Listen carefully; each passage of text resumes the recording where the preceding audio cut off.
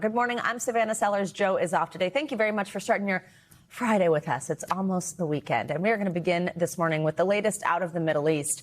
The U.S. military says it boarded another tanker smuggling Iranian oil, intensifying an already tense standoff between the U.S. and Iran in the Strait of Hormuz that has effectively cut off shipping through the critical waterway. Well, this week, Iran attacked 3 commercial ships and seized 2 of them while calling the U.S. naval blockade a main obstacle to new peace talks. President Trump on Thursday ordered the U.S. military to, quote, shoot and kill any Iranian boats laying mines in the Strait of Hormuz, and said the U.S. would ramp up its efforts to clear mines that have helped to choke shipping through the strait. And now, despite global economic uncertainty, Mr. Trump said there is, quote, no time pressure on talks with Iran and no time frame to end the war amid this extended ceasefire. Meanwhile, President Trump announced yesterday that the ceasefire between Israel and Lebanon now has been extended by 3 weeks, although Israeli Defense Forces intercepted Hezbollah rockets in northern Israel on Thursday morning. NBC News Washington correspondent Alice Barr joins us now with the latest on this. Alice, good morning. Good morning, Savannah. Peace in Lebanon is a key part of the push for a broader deal with Iran. And while there's good news there this morning, NBC News has new reporting about how the Iranian regime may potentially be benefiting off the war. The United States is just... President Trump standing firm that time is on his side in the war with Iran. We have plenty of time, and I want to get a great deal. Counting on economic pressure from the U.S. blockade of Iranian ports to force Iran to negotiate, though the regime says that's a key obstacle to a deal. The president announced he's ordered the U.S. Navy to shoot and kill any boat that's putting mines in the Strait of Hormuz, and saying the U.S. has total control over the strait despite Iranian attacks on 3 commercial ships that the regime claims is shown in this highly produced video, and President Trump downplayed. Their military is totally defeated. They're outside of the little wise guy ships. I call them the wise guy ships, the little boats that they have running around with guns in them. Still, the president acknowledged the turmoil may keep gas prices higher here at home. For a little while. And you know what they get for that? You know what they get for that? Iran without a nuclear weapon. Pressing the case for his strategy as polls show Americans increasingly frustrated with the war's costs, and pointing to victories in degrading Iran's military and taking out senior leaders. They don't even know who's leading the country. They're in turmoil. Despite those successes, new NBC News reporting finds Iran's regime may have benefited politically from the attacks started by the U.S. and Israel. That's according to a Western diplomat with knowledge of the conflict and 5 Western officials with knowledge of intelligence assessments on Iran. 5 of the officials said the regime is more stable and slightly more hardline now than before the war. Going back to that 3-week extension of Israel's ceasefire with Lebanon that was negotiated here in Washington, it's between the 2 governments, and President Trump said the U.S. would be working with Lebanon to help it protect itself from the Iran-backed Hezbollah militants, who are the ones Israel has actually been fighting with inside of Lebanon. Savannah? Alice, we also heard a new message from Israel's defense minister. They made it clear that Israel's ready to resume fighting against Iran. How does that play into the U.S. push for peace?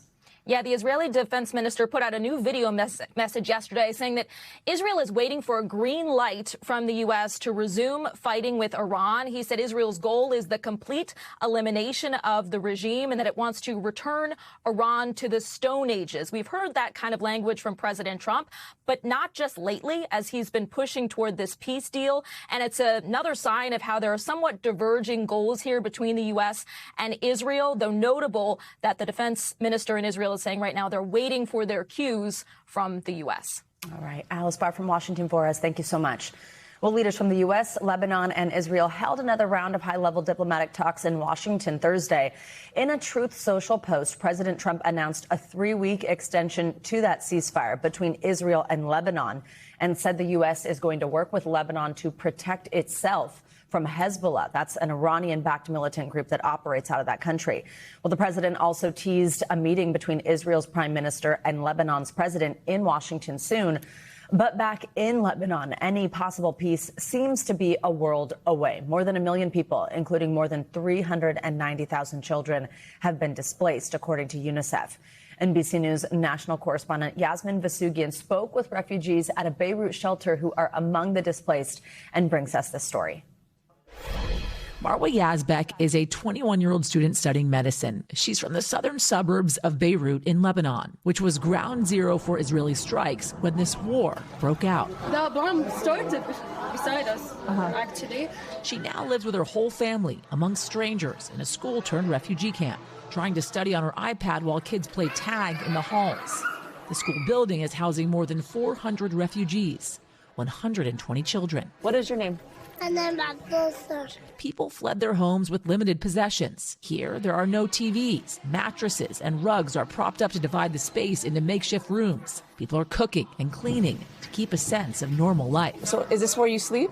Yes, we put them on the floor and we sleep normally. There may be a fragile ceasefire, but Marwa has no idea when she'll go home. It's hard to not live now in our home. She's not alone. Over 1 million people are displaced in Lebanon, including more than 390,000 children, according to UNICEF. Many of them from southern Lebanon, where Israel is holding on to a military buffer zone. Hezbollah, the Lebanese military and political group directly fighting Israel, while designated a terrorist organization by the United States and a proxy of Iran, feelings about the group on the ground are complicated as they're integrated in the community. You feel like Hezbollah is defending your area, defending your home?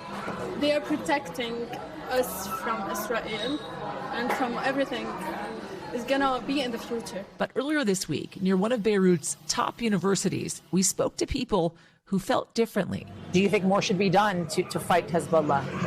I think it should be, I think the Lebanese government should take a stance and be basically, this time for me it's different from before. I think the Lebanese government should set their foot down and say we should handle it. Down the road from where Marwa lived, we met a shopkeeper whose business was destroyed in an April 8th airstrike, known as one of the deadliest from the IDF since fighting broke out. Within 5 days, he was back in business. This country is not called Iran. It's not called Israel. This is Lebanon. No one is allowed to take even a single inch of our land. Israel says it's not leaving the buffer zone until Lebanon disarms Hezbollah. The people we're speaking with overwhelmingly want to return to their homes, which means they don't want the government to compromise by giving up land. How does it feel to you to have to leave your home? It's not nice. Actually, I'm gonna cry, but it's okay. But we're strong. Yasmin Vasugian, NBC News. Well, a U.S. Special Forces soldier has been arrested and charged for allegedly using classified information to cash in on the capture of Venezuela's Nicolas Maduro. Federal authorities say Gannon Ken Van Dyke, who was involved in the operation, made bets about the raid on the prediction market platform Polymarket. An unsealed federal indictment alleges he made more than $409,000. NBC News senior national politics reporter Jonathan Allen joins us now with the details. John, good morning. Great to see you as always. This is such a talker. He's facing numerous charges. Let's go through some of them. Unlawful use of confidential government information for personal gain, theft charges, fraud charges. Walk us through what we know right now about this investigation and what we're also hearing from the White House about this arrest. Hey, good morning, Savannah. It's a roulette wheel of charges here. Basically what we're seeing from the federal government is an argument of no tolerance policy. You've got the Justice Department obviously lodging these charges, the FBI involved. You have Polymarket saying that they tipped off the government to the possible use of inside information here, confidential information, perhaps classified information.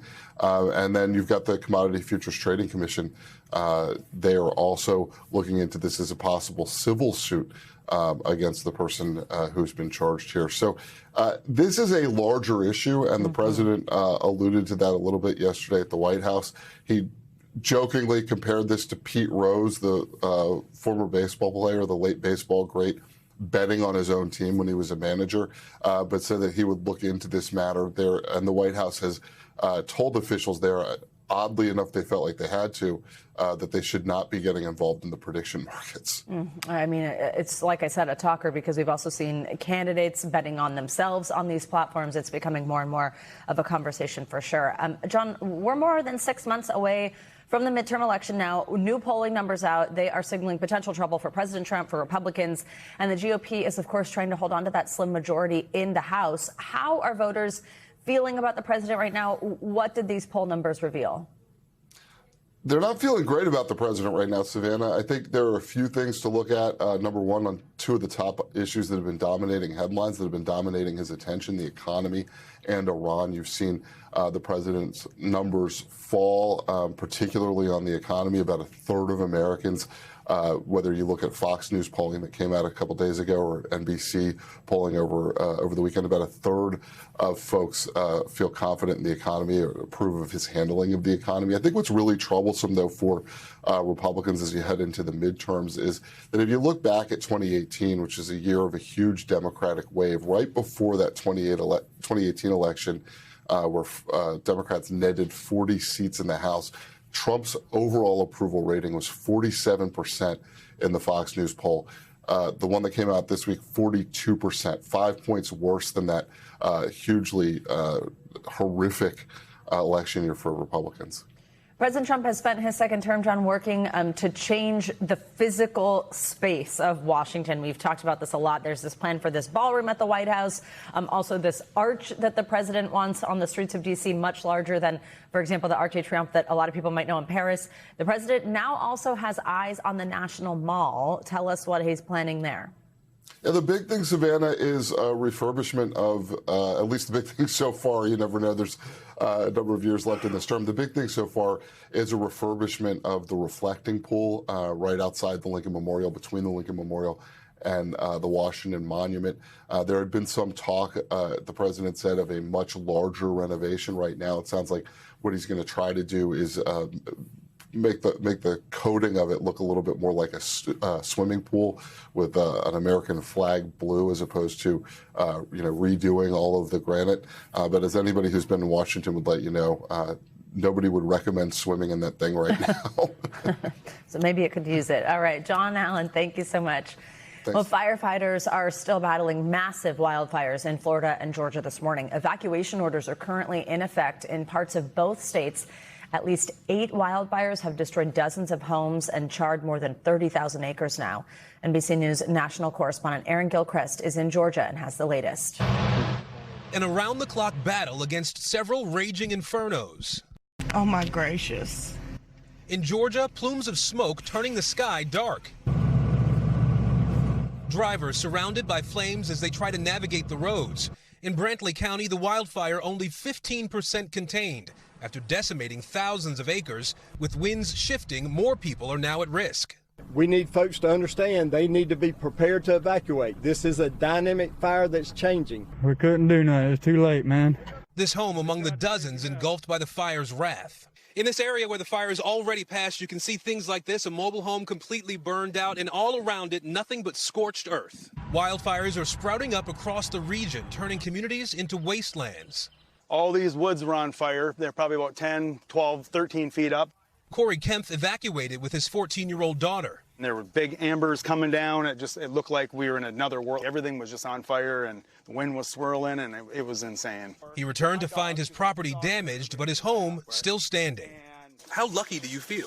I feel pretty lucky. Like I said, it was like a movie. I mean, my heart was racing. Meanwhile, drought conditions are fueling wildfires across the country. From Florida to North Carolina and Colorado, with this year's fire season only beginning to ramp up. And there was more extreme weather in the Midwest overnight, with a powerful line of storms spawning at least 17 tornadoes in 3 states. There were scary moments in Oklahoma. You're watching here on your screen. One of the twisters touched down 100 miles north of Oklahoma City. Officials there say a power outage prevented storm sirens from going off to warn residents. And there are reports of damage to power lines and some buildings, but miraculously no serious injuries. And a second tornado struck the neighboring city of Enid. Numerous homes and businesses were damaged. Officials there say there are no reports of fatalities and only minor injuries.